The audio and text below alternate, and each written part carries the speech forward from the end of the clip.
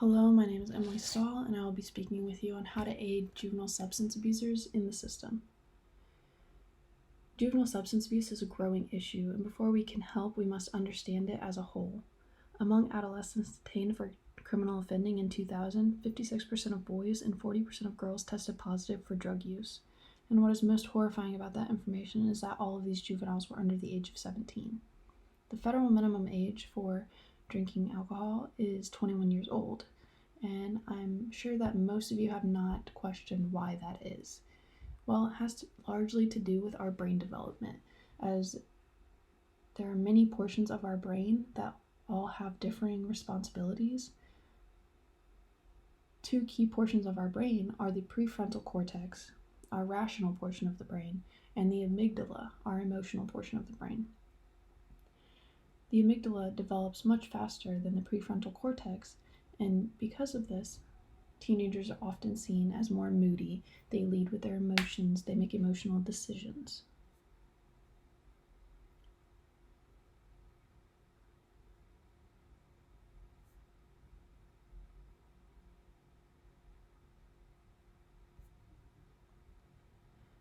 How are these juveniles obtaining the drugs? Well, they're getting these easily from school and from friends, but the most dangerous and easiest way for these children or juveniles to obtain these drugs is from your own home.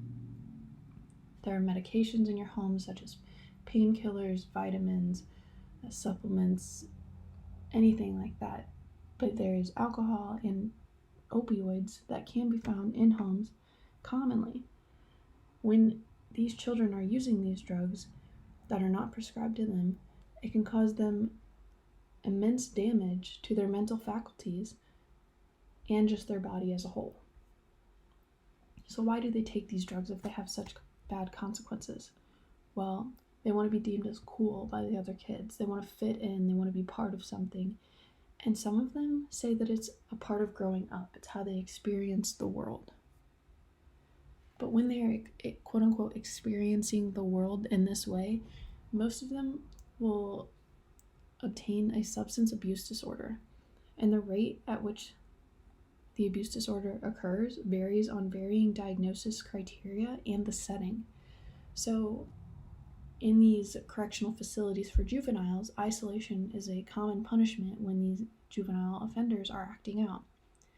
But it is shown that isolation produces an increased strain and damaging effects on the juvenile's brain, just as alcohol and drug use does. And there have been many studies that have shown that actually 2/3 of our Illinois juvenile offenders in the system are diagnosed with a substance abuse disorder. What about gender discrepancies? When it comes to marijuana and/or alcohol use, there are no true gender discrepancies, but when we look at females, they are more likely to experiment outside of just marijuana and/or alcohol. And when females get these substance abuse disorders, they are more likely to have comorbidity, meaning they have two disorders. So they'll have this drug use disorder and some type of mental health disorder. And females are more common to get anxiety and/or depression.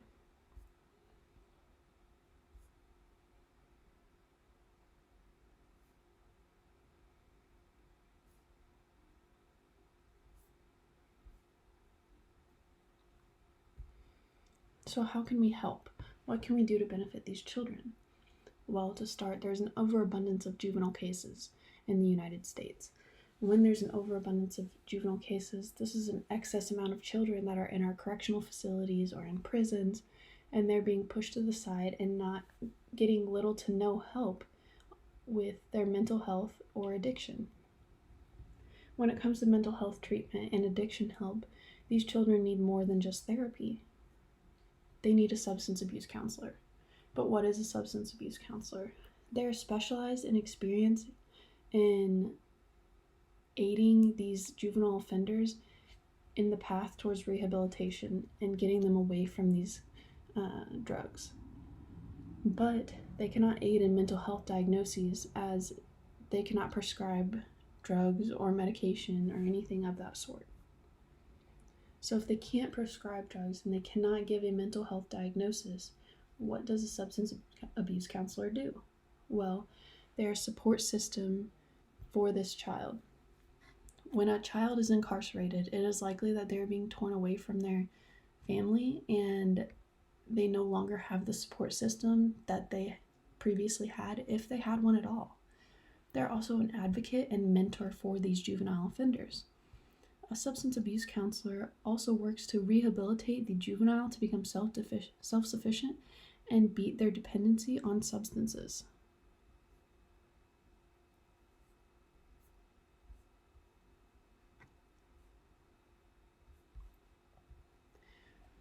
So how does one become a substance abuse counselor? Well, you must be certified through IAO-DAPCA, which is a very long acronym for Illinois Alcohol and Other Drug Abuse Professional Certification Association. When applying to be a substance abuse counselor, you also must have a GED, 225 hours of relevant education in alcohol and or substance abuse. You also must have 150 practical hours of training. And if you do not have an associate's degree or a bachelor's degree, one must have 4,000 hours of paid work experience.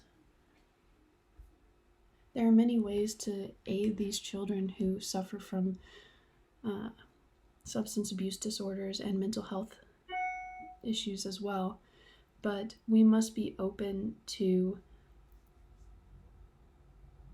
being substance abuse counselors. We must send them in there. We need to spend more money on their mental health